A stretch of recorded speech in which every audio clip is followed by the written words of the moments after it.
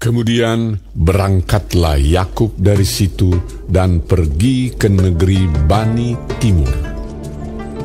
Ketika ia memandang sekelilingnya, dilihatnya ada sebuah sumur di padang dan ada 3 kumpulan kambing domba berbaring di dekatnya. Sebab dari sumur itulah orang memberi minum kumpulan-kumpulan kambing domba itu.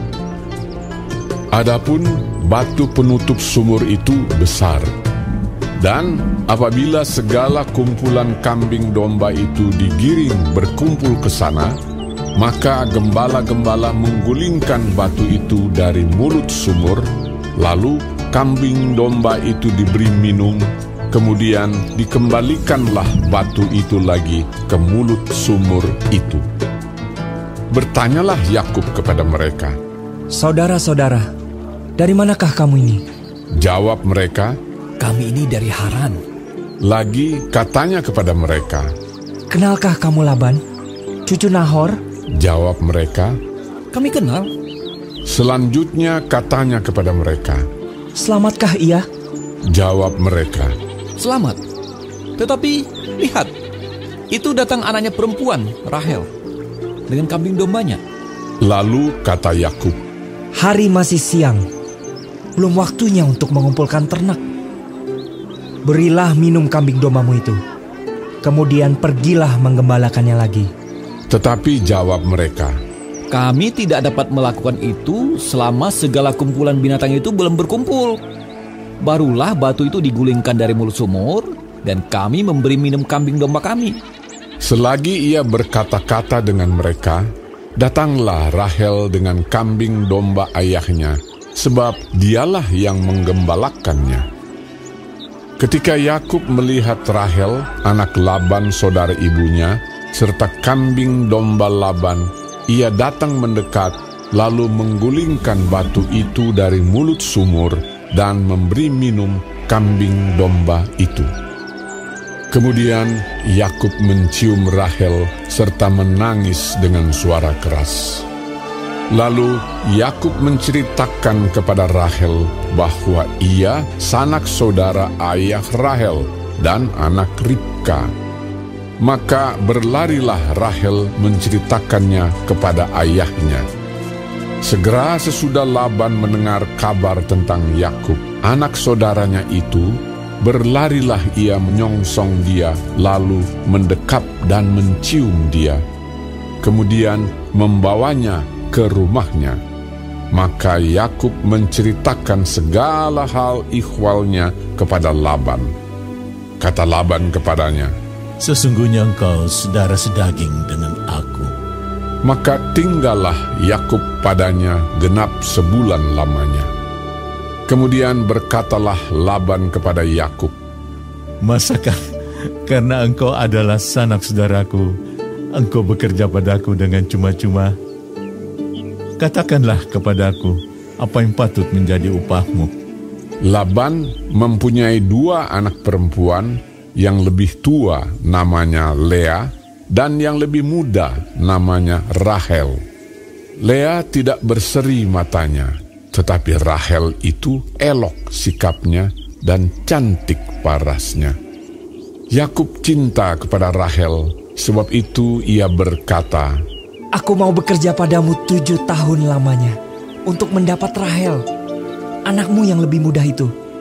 Sahut Laban, "Lebih baiklah ia kuberikan kepadamu daripada kepada orang lain.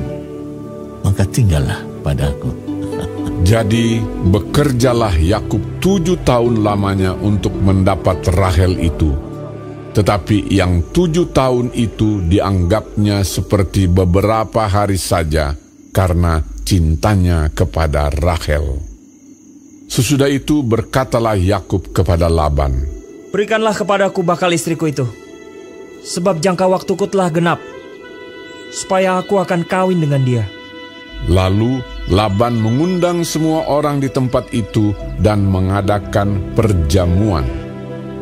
Tetapi pada waktu malam diambilnyalah Lea, anaknya, lalu dibawanya kepada Yakub. Maka Yakub pun menghampiri dia. Lagi pula Laban memberikan Zilpa, budaknya perempuan, kepada Lea, anaknya itu, menjadi budaknya. Tetapi pada waktu pagi tampaklah bahwa itu Lea. Lalu berkatalah Yakub kepada Laban, "Apakah yang kau perbuat terhadap aku ini? Bukankah untuk mendapat Rahel aku bekerja padamu? Mengapa engkau menipu aku?" Jawab Laban, Tidak biasa orang berbuat demikian di tempat kami ini, mengawinkan adiknya lebih dahulu daripada kakaknya. Genapilah dahulu 7 hari perkawinanmu dengan anakku ini. Kemudian anakku yang lain pun akan diberikan kepadamu sebagai upah. Asal engkau bekerja pula padaku 7 tahun lagi. Maka Yakub berbuat demikian. Ia menggenapi ke-7 hari perkawinannya dengan Lea. Kemudian Laban memberikan kepadanya Rahel, anaknya itu, menjadi istrinya. Lagi pula Laban memberikan Bilha, budaknya perempuan, kepada Rahel, anaknya itu, menjadi budaknya. Yakub menghampiri Rahel juga, malah ia lebih cinta kepada Rahel daripada kepada Lea. Demikianlah ia bekerja pula pada Laban 7 tahun lagi.